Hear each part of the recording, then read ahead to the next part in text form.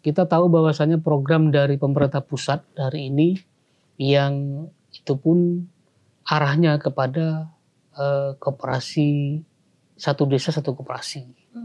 Dari hadirnya koperasi Merah Putih yang nantinya akan meningkatkan ekonomi, perputaran ekonomi, terus meningkatkan kesejahteraan masyarakat yang ada di bawah, khususnya bagi pelaku UMKM. Adanya program prioritas terkait dengan makan bergizi gratis yang hari ini juga ada koperasi Merah Putih. Saya kira lebih terfokus ke arah ke sana, ke MBG. Bagaimana perputaran ekonomi di desa itu kan kalau melihat 3-5 miliar kan dahsyat.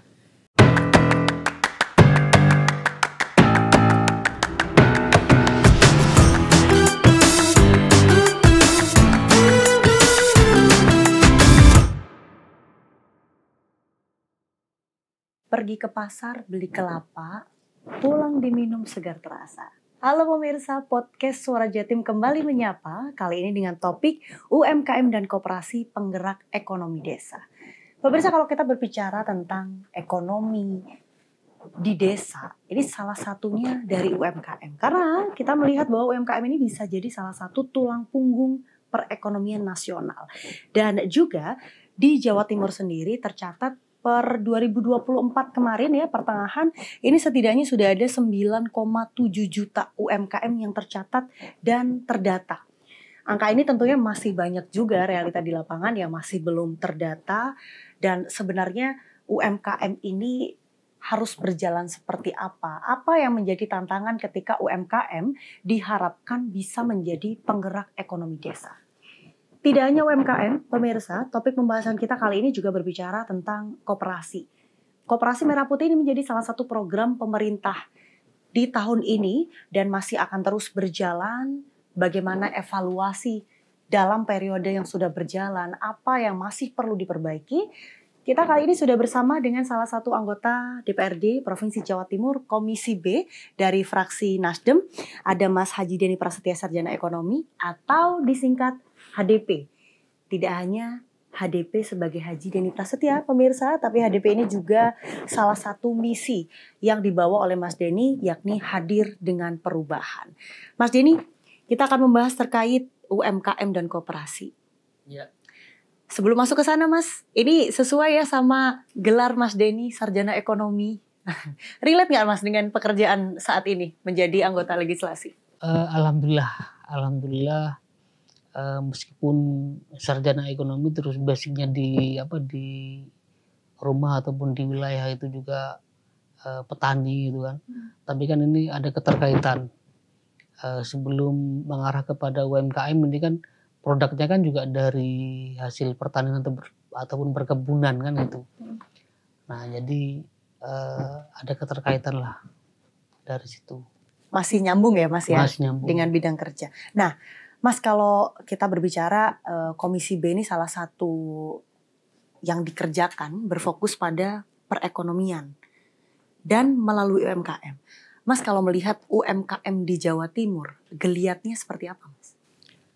Ya, kalau potensi dari tahun ke tahun ya, dari tahun ke tahun itu ada penambahan dari teman pelaku-pelaku UMKM yang ada di bawah.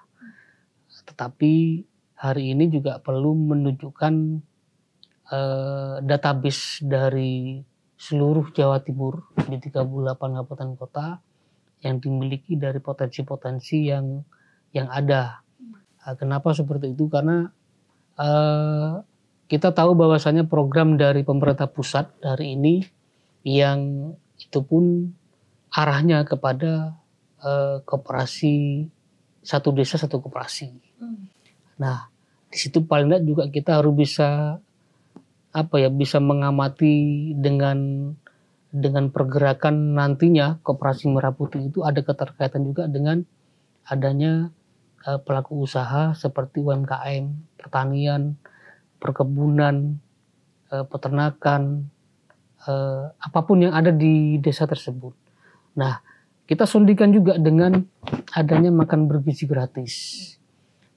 Nah, tidak menutup kemungkinan juga pelaku UMKM yang ada di desa dan kelurahan itu yang di pemerintahan paling di akar nanti bicara terkait dengan permodalan misalkan, meskipun di pemerintah provinsi sudah ada yang namanya Progresra itu kan, yang bunga dengan kurang lebih 3% per tahun.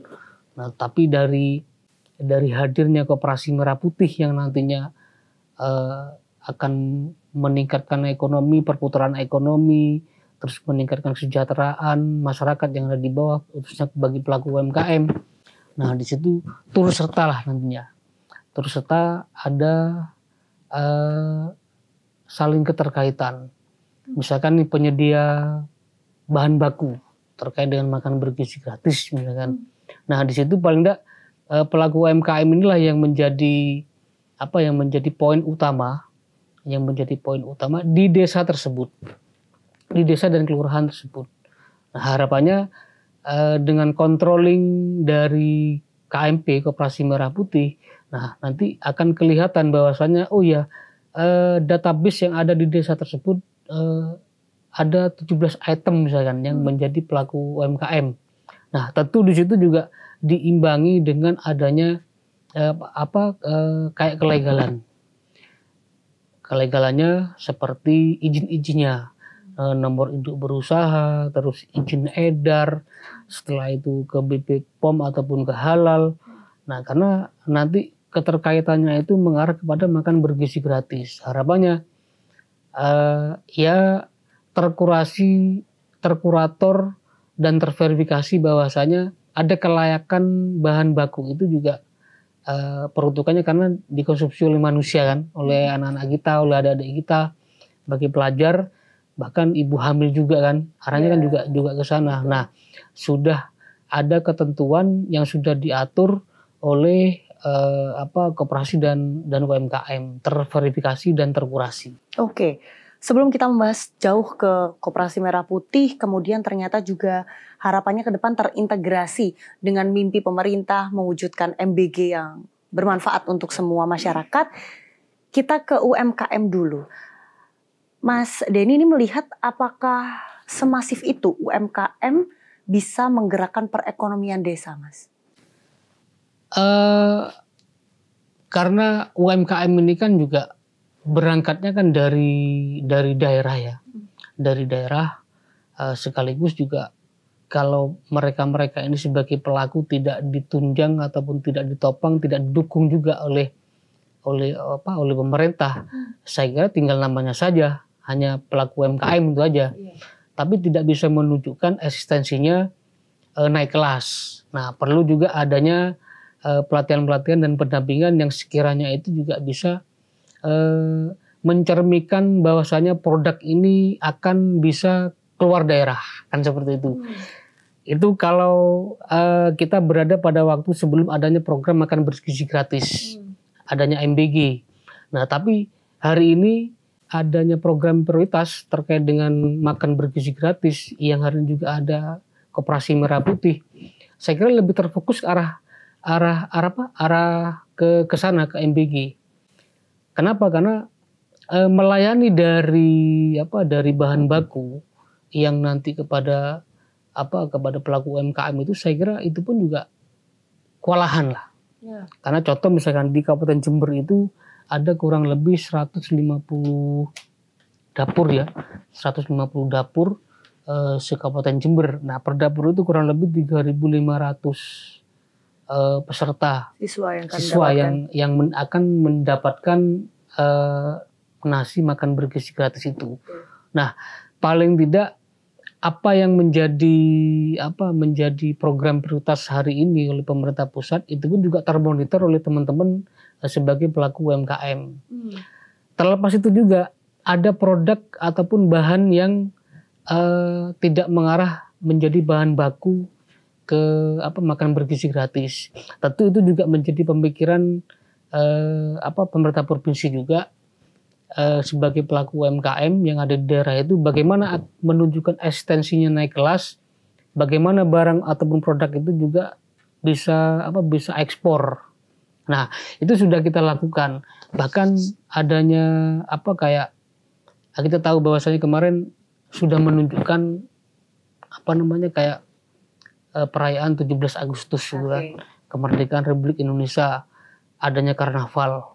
Nah, itu kalau di Jember sendiri adanya CFC, ada kayak Tanggul Jember, Tajem Tra gitu, jalan-jalan kaki Tanggul Jember gitu, yang kurang lebih 30 km. Nah, itu sederetan adanya potensi-potensi itu bisa ditunjukkan eksistensinya bagi pelaku UMKM. Bahkan ada 31 kecamatan, ada 248 desa, itu pun menunjukkan pesta perayaan juga, pesta kemenangan. Iya.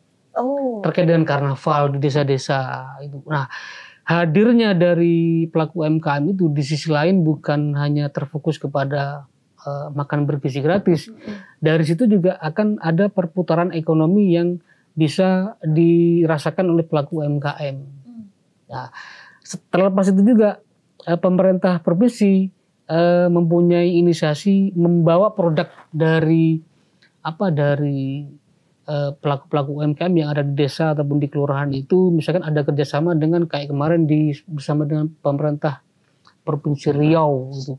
Ada tuker produk UMKM. Betul, yang difasilitasi oleh Dinas Koperasi dan UMKM, itu juga bersama dengan gubernur juga ke sana. Nah, itu ada kerjasama juga di level pemerintah provinsi. Seperti itu. Sudah ada perhatian khusus begitu ya sebenarnya untuk pengembangan UMKM? Sudah. Tapi kalau gitu Mas HDP ini melihat ada semacam pergeseran nggak sih Mas? Dari ini pelaku UMKM-nya. Kalau memang sebelumnya berpikir gimana manajemen pemasaran, ini gimana produk saya harus laku. Sekarang apakah mereka ada kecenderungan khusus untuk saya mau fokus menjadi UMKM penyedia bahan untuk MBG? Ya, saya kira di sisi lain terfokus iya, tapi jangan sampai terfokus misalkan yang sudah berjalan misalkan. Bukan berarti teman-teman pelaku UMKM itu tidak punya pasar. Ada juga pasar yang menjadi ketetapan. Misalkan nih teman-teman pelaku UMKM itu punya stand di pasar-pasar, di pasar kayak kayak Indomaret gitu, kayak di market-market yang di kecamatan-kecamatan itu. Nah, saya kira itu pun tetap berlangsung, tetap berjalan, sekaligus terfokus juga. Kalau basicnya yang sudah terdaftar di nomor induk berusaha itu terkait dengan makanan, saya kira perlu juga ada kecenderungan mengarah kepada makanan bergizi gratis.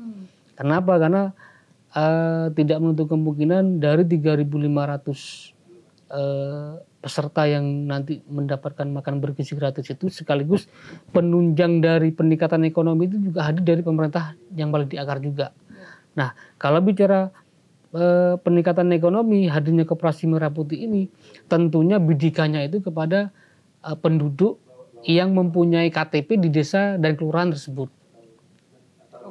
Nah, sebagai apa? Sebagai pelaku UMKM.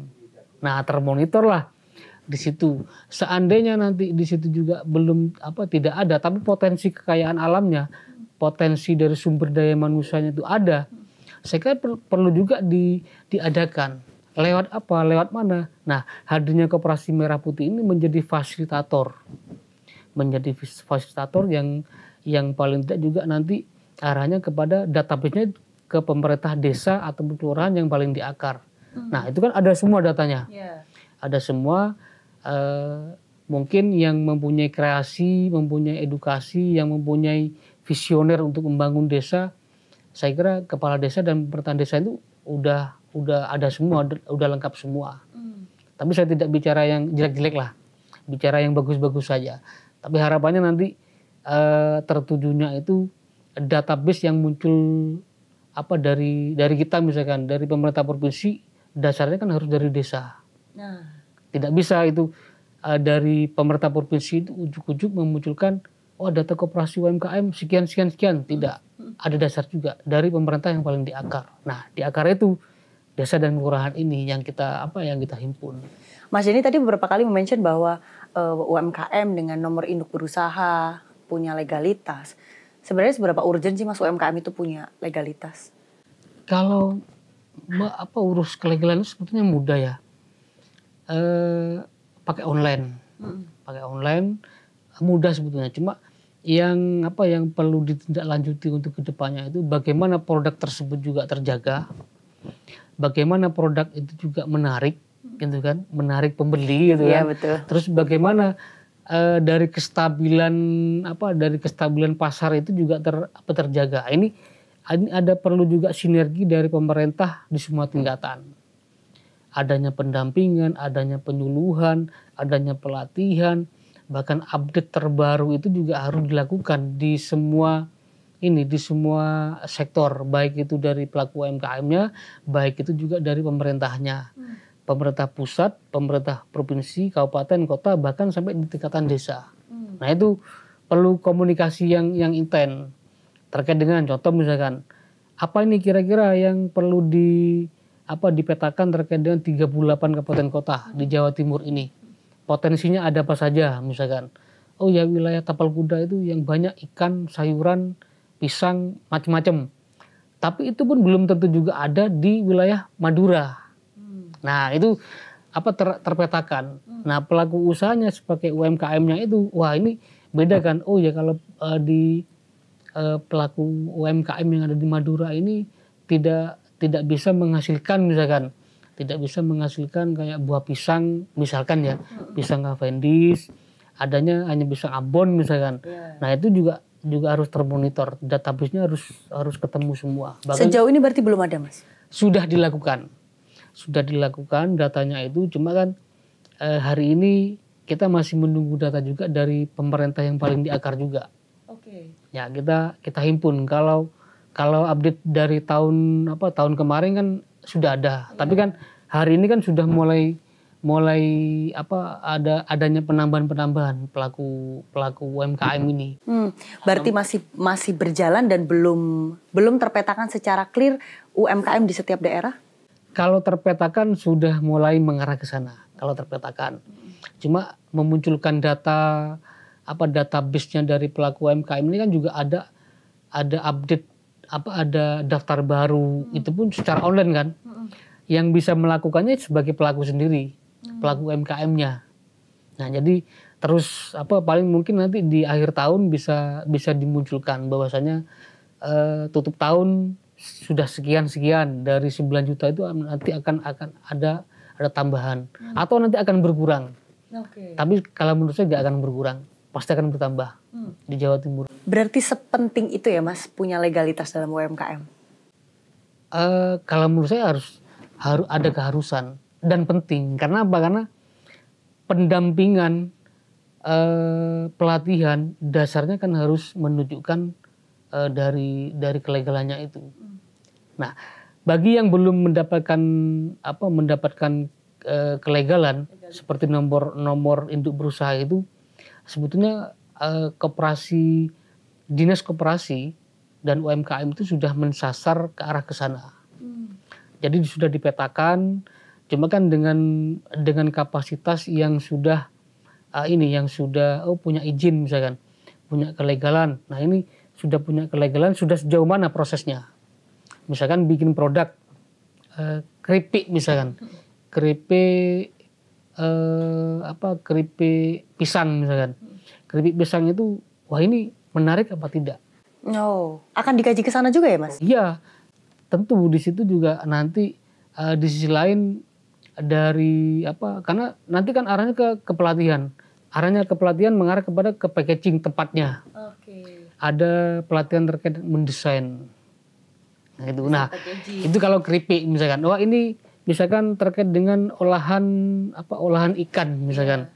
Ikan ikan patin misalkan. Nah di situ juga bagaimana caranya untuk mengolah ikan itu juga ada pelatihannya. Nah berarti penting untuk memastikan bahwa apabila pelaku UMKM ini mau mengembangkan usahanya, maka ini akan secara tersistem dan terintegrasi, bisa termonitor progresnya. Betul, sudah sejauh mana pelaku UMKM itu sudah berjalan, misalnya oh iya ini sudah mandiri, misalnya sudah berjalan.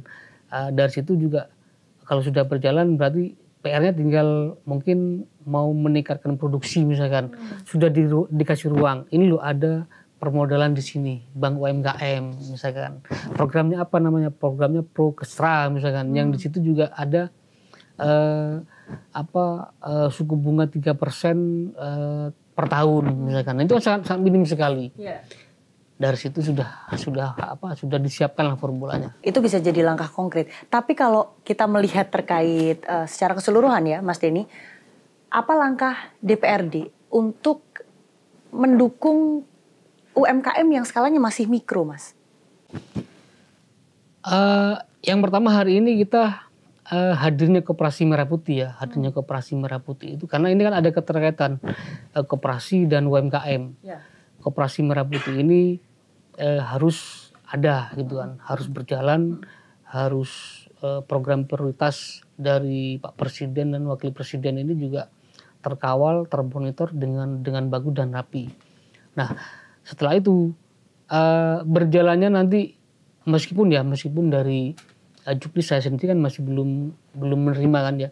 Juknis Koperasi Merah Putih, Mas? Iya, karena ranahnya kan langsung dari pusat. Iya. Gitu kan. Kita sebagai kepanjangan tangan pemerintah provinsi, entah itu sudah ada di Dinas Koperasi dan UMKM, sejauh ini kita masih belum ketemu. Paling tidak harapannya nanti ada database juga yang dengan hadirnya koperasi KMP ini memonitor pelaku UMKM yang baru, yang kecil, yang mikro ini juga bagaimana jumlahnya berapa, terus sejauh mana mereka bertumbuh. Betul, harapannya seperti itu. Kalau hanya mereka sebagai pelaku UMKM yang mikro ini juga dengan sendirinya mengutarakan tanpa adanya kepanjangan tangan ya, saya kira itu pun juga akan lenyap dengan sendirinya kalau tanpa ada pengawalan dan pendampingan. Nah, perlu juga karena seperti mendaftar itu juga banyak yang mendaftar secara online. Nah, sejauh mana itu pun juga tidak diketahui juga bahwasanya ini prosesnya seperti ini, hanya diketahui secara online saja. Tapi secara nyatanya pun juga tidak diketahui. Nah, itu harapannya adanya sinergi juga, baik itu dari pemerintah pusat, pemerintah provinsi, kabupaten kota, saling bertugas, saling mengisi bahwasanya di daerah di pemerintahan paling di akar itu tumbuh sekian, jumlahnya sekian, terpetakan ini harus diapakan, harus bagaimana. Nah, itu harus dirumuskan bersama-sama juga. Berarti Mas Denny melihat Koperasi Merah Putih ini mungkin nggak sih Mas dijalankan dengan harapan seideal Mas Denny tadi?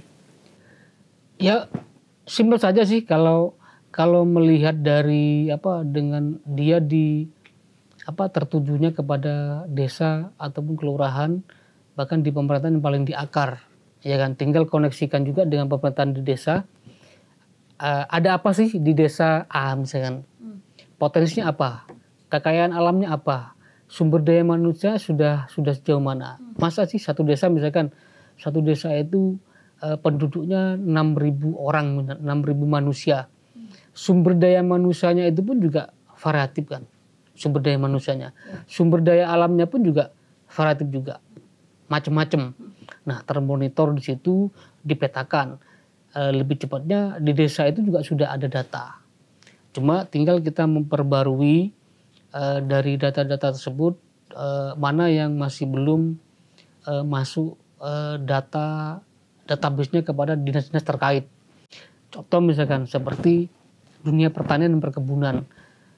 Dunia pertanian ini arahnya nanti kan juga kepada MBG kan, misalkan. Iya, muaranya ke sana. Iya, terus perikanan ada kesamaan seperti olahan misalkan. Olahan itu banyak dilakukan oleh teman-teman pelaku UMKM.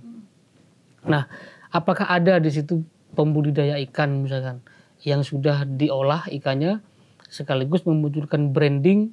Kalau sudah memunculkan branding berarti kan pelaku UMKM-nya kan ada. Nah, kalau itu pun juga tidak ada, paling tidak juga terus kita untuk dibantu. Karena paling tidak nanti untuk kedepannya itu di desa tersebut juga ada peningkatan ekonomi, mengurangi pengangguran, mengurangi kemiskinan, ada kemandirian juga bagi penduduknya, bagi masyarakatnya, dan sekaligus poin dari pembudidaya ikan itu tersebut mengarah kepada olahan UMKM-nya nanti akan diperdayakan. Jadi semuanya terintegrasi itu kembali kepada pemerintahan yang paling di akar desa dan kelurahan. Tampaknya kuncinya itu memang ya. Iya. Mas, tapi Mas Denny ini kan dari Dapil 5 ya, Jember Lumajang. Di Jember sendiri Mas, atau di Lumajang atau di daerah dapilnya Mas Denny, apakah KMP sudah berjalan masif? Kalau perencanaan sudah berjalan ya. Kalau perencanaannya bahkan per titik di semua desa dan kelurahan itu sudah ada semua. Tinggal berjalan pergerakannya hidup ataupun secara dunia perkoperasian, saya kira masih belum untuk pergerakan yang lebih masif. Itu pun juga butuh dari pendataan dari masing-masing daerah ya, potensi-potensi. Saya kira itu pun juga perlu dilakukan. Jangan sampai nanti modalnya dari koperasi Merah Putih itu sudah ada, tapi mau ngapain gitu kan, tanpa bisa menunjukkan data yang ada di desa tersebut, pelaku UMKM yang mau dimodalin itu apa, tidak ketemu juga. Ini kan juga problem bagi KMP. Berarti sejauh ini belum berjalan, masih dalam tahap perencanaan. Mas Denny melihat apakah possible, memungkinkan KMP ini dijalankan, dan apa masalah kira-kira belum jalan, Mas? Ya kembali kepada data ya. Kalau terkait dengan sumber daya manusia, isi dari kepengurusan KMP itu, bentuk dari KMP sudah ada, gitu kan. Terus dari situ permodalan. Nah, permodalan itu juga soundingan juga dengan pemerintah pusat, dari Kemenkop, terus Bank Danantara gitu kan.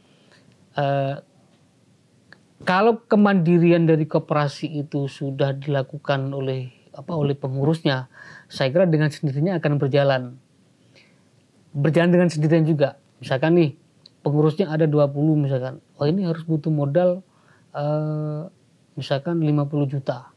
Kalau pengurusnya ada 20 beserta dengan anggotanya, berarti butuh modal kurang lebih 5 juta per orang misalkan. Kalau dikumpulin kan udah kurang lebih 100 juta kan. 1 juta untuk melakukan perputaran uang lewat simpan pinjam misalkan. Itu kan sudah bisa dilakukan, meskipun tidak menunjukkan eksistensinya yang besar sampai miliaran gitu kan. Tapi untuk tahapan di awal. Nah, apalagi kalau ditopang dengan pemerintahan yang ada di desa, ya. Di situ juga ada BUMD misalkan, Badan Usaha Milik Desa, yang sudah bergerak ataupun sudah hidup misalkan dari pemerintahan desa. Tinggal ada kerjasama kolaborasi dengan Badan Usaha Milik Desa yang sekiranya itu juga nanti perputaran dari BUMD itu, BUMDes ya. BUMDes itu bisa terfasilitasi oleh koperasi, oleh KMP. Nah, itu salah satu cara untuk bisa masuk untuk peningkatan perputaran ekonomi yang ada di desa lewat KMP dengan modal yang tidak begitu besar. Nah, kalau seandainya nanti permodalan itu dari pemerintah pusat ya, yang insya Allah katanya itu juga akan dilakukan diturunkan permodalan anggaran kurang lebih 3-5 miliar misalkan. Pada tahun depan? Ya kurang lebih kan seperti itu, ya kan. Misalkan nih 3-5 miliar misalkan. Nah, itu kan satu desa satu koperasi. Itu per koperasi? Per koperasi. Gede banget dong. Lah ya itu paling tidak kan bagaimana perputaran ekonomi di desa itu kan, kalau melihat 3-5 miliar kan dahsyat. Mas Denny melihat apakah masyarakat Jember misalkan sudah siap dengan pengelolaan dana sebesar itu, Mas? Saya kira kalau kesiapan kan sudah terbentuk seperti itu kan siap. ya harus siap terus dari pendampingan dinas koperasi di semua tingkatan, baik itu kabupaten, kota, provinsi, bahkan dari pusat.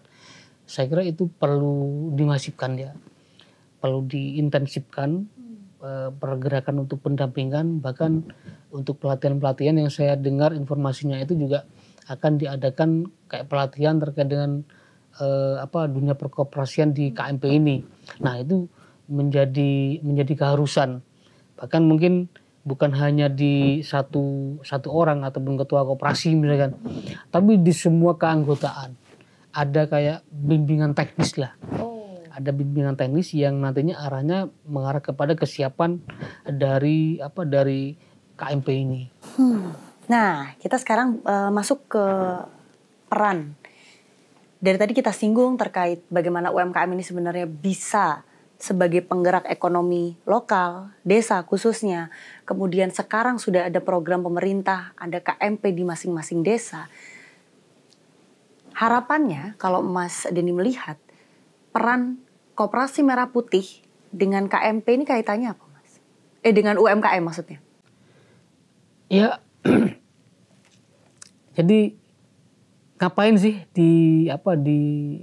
diadakan ataupun dihadirkan Koperasi Merah Putih di desa, bahkan satu desa satu koperasi gitu kan, yang namanya KMP, Koperasi Desa Merah Putih. Nah, tujuannya paling tidak harus ada peningkatan ekonomi di situ.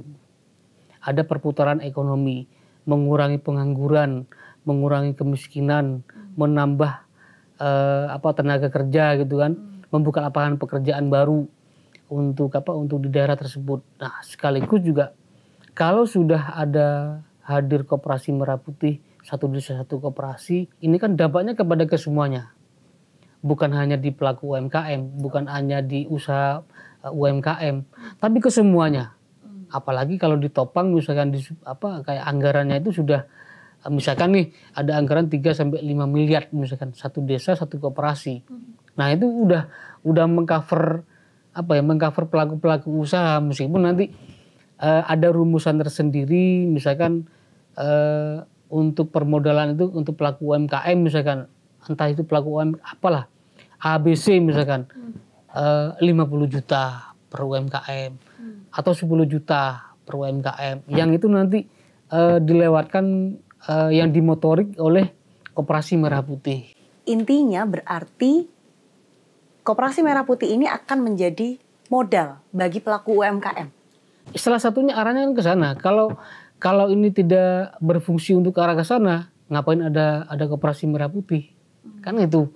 Lebih baik Koperasi Merah Putih nggak usah diberi Koperasi Merah Putih, sudah nggak usah diadakan. Lebih baik off aja Koperasi Merah Putih. Karena tidak bisa. Iya, karena tujuannya untuk di desa, di pemerintahan paling di akar itu menerobos dari apa ini yang ada di desa dan kelurahan, di pemerintahan paling di akar. Potensinya kan ada di situ. Kalau skupnya itu mungkin diperluas, mungkin tidak perlu di desa, tidak perlu di kelurahan, cukup di kabupaten saja, kayak gitu. Lebih baik diarahkan ke sana. Tapi kalau tujuannya itu mengarah kembali kepada desa, kepada kelurahan, kepada pemerintahan yang paling di akar, ya inilah KMP ini. Langsung menyasar langsung tertuju kepada pemerintahan paling di akar. Nah, karena tadi kita berbicara angkanya cukup besar, angkanya fantastis, Mas, untuk sekelas koperasi ya, 3-5 miliar. Kira-kira nanti peran DPRD untuk mengawasi jalannya program ini akan seperti apa, Mas? Di masing-masing semua tingkatan kan ada dinas koperasi dan UMKM, gitu kan. Terus di kabupaten kota juga ada, pemerintahan provinsi pun juga ada, terus pemerintah pusat pun juga yang dinakodai oleh Kemenkop misalkan. Nah, dari situ kita yang selaku kepanjangan tangan dari pemerintah pusat, karena ini program mulia dari Pak Presiden lewat Kemenkop, kita sebagai kepanjangan tangan pemerintah provinsi paling tidak juga turut serta untuk apa yang menjadi petunjuk dari pemerintah pusat, ya kita akan lakukan selama dari petunjuk itu sudah misalkan nih kebutuhan dari Koperasi Seluruh Jawa Timur KMP. Nah itu kemarin kan kita yang mendahului di Jawa Timur terkait dengan mendirikan KMP itu kita mendahului selesai semua 100%, termasuk di Dapil di Jember gitu kan. Itu sudah kita fasilitasi dari Dinas Koperasi dan UMKM yang ada di Pemerintah Provinsi Jawa Timur. Nah kita selaku ada di Komisi B kebetulan juga mitra dari Koperasi dan UMKM terus update juga dilakukan oleh kepala dinas bahwasanya tanggal sekian kita harus selesai atau tuntas. Nah, setelah itu ada plan nanti untuk RTL rencana lanjut terkait dengan pendampingan misalkan. Nah itu sudah dirumuskan untuk 2026 terkait dengan sekaligus diikuti dengan anggaran terkait dengan pendampingan ya, terkait dengan pendampingan pelatihannya. Cuma kalau terkait dengan permodalan KMP itu selama ini masih belum ada petunjuk. Seandainya misalkan anggaran dari provinsi itu juga untuk permodalan ini masih belum menunjukkan. Nggak tahu lagi kalau nanti ada turun peraturan dari misalkan Impres atau apalah untuk terus serta memberikan permodalan dari pemerintah Provinsi Jawa Timur terkait dengan KMP itu lain lagi. Tapi ada nggak Mas langkah bisa dilakukan DPRD untuk mempermudah permodalan bagi UMKM? Sudah, kalau UMKM ini kan sudah dari pemerintah provinsi ada yang namanya Bank UMKM, ada BBR lewat seperti program Progresra. Nah itu dengan bunga kurang lebih 3% tiap tahun. Nah itu sudah dilakukan oleh pemerintah provinsi. Cuma kan kembali kepada kepada anggaran yang hari ini kita tidak terfokus untuk anggaran lebih besar karena ada impres dari presiden ya, keputusan presiden bahwasanya harus ada efisiensi gitu kan. Nah ini juga menjadi pemikiran juga. Dampaknya kemana-mana memang. Dampaknya pun juga secara tidak langsung juga dirasakan juga oleh dinas-dinas yang berkaitan seperti koperasi dan UMKM. Harapannya ini memang dengan hadirnya Koperasi Merah Putih kalau nanti bisa berjalan ideal, ini bisa jadi solusi untuk permodalan dan juga perputaran nanti penjualan UMKM di Jawa Timur. Gitu ya Mas ya? Iya. Oke. Mas Denny, singkat saja apa pesan harapan untuk pelaku UMKM di Jawa Timur dan juga bagaimana nanti untuk calon-calon pengurus anggota Koperasi Merah Putih? Ya paling tidak nanti bagi teman-teman yang diberi amanah sebagai pengurus koperasi UMKM, pengurus koperasi ya di KMP Koperasi Merah Putih ini, paling tidak jangan lengah, tetap sesuai dengan proseduralnya, karena kalau melihat dari seandainya itu anggaran itu turun 3-5 miliar itu pun tidak uang sedikit ya, banyak itu. Jangan sampai lengah juga, jangan sampai lupa kalau anggaran 3-5 miliar turun di KMP ya sasarannya kepada pelaku-pelaku usaha yang ada di desa dan kelurahan tersebut. Jangan sampai permodalan itu juga dipinjamkan kepada luar desa, karena sasarannya kan satu desa satu koperasi. Tujuannya bagaimana di desa tersebut juga bisa sejahtera, khususnya bagi pelaku UMKM. Nah harapannya ke sana lah. Amin. Semoga itu bisa terwujud. Kita bisa menyejahterakan dari tingkat terendah, tingkat desa melalui UMKM yang berkembang dengan KMP atau Koperasi Merah Putih yang berjalan dengan ideal. Mari kita bersinergi pemirsa untuk mewujudkan perekonomian khususnya di Jawa Timur ini bisa berjalan dengan baik karena tujuannya adalah untuk menyejahterakan masyarakat itu sendiri.